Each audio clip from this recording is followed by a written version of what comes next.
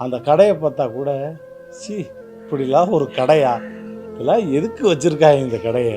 Actor Robo Shankar சாரோட காமெடிக்கு நானும் ஒரு ஃபேனுங்க. ஆனா அவர் கல்லீரல் பாதிச்சு இறந்தது ஒரு வருத்தமான செய்தி. நாம நம்ம கல்லீரலை எப்படி பாதுகாத்துக்கணும் அப்படின்றத இந்த வீடியோல சொல்றேன். கல்லீரல் பாதிப்புக்கு முக்கியமான காரணம் மதுப்பழக்கம். இனிஷியல் ஸ்டேஜ்ல கல்லீரல் பாதிப்பு யாருக்குமே தெரியாது. 50% லிவர் டேமேஜ் ஆனதுக்கு அப்புறம் தான் அதனுடைய சைன்ஸ் அண்ட் சிம்டம்ஸே தெரிய வரும். மதுப்பழக்கம் தவிர fatty liver, hepatitis virus, self medication போன்ற காரணங்கள் கூட உங்களுடைய கல்லீரலை பாதிக்க நிறைய வாய்ப்பு இருக்கு.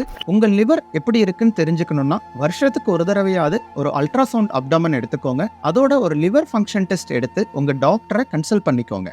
எனக்கு எந்த கெட்ட பழக்கமும் இல்லை டாக்டர், ஆனா இந்த கலப்பட உணவு முறைகளிலிருந்து என்னுடைய லிவரை பாதுகாத்துக்கணும் அப்படின்னா வாரத்துல ஒரு முறையாவது இந்த கீழ நெல்லிக்கீரையை உங்க உணவுல சேர்த்துக்கோங்க. சில இழப்புகள் யாராலையும் ஈடுகட்ட முடியாது. மிக கவனமாக இருங்கள். உணவே மருந்து.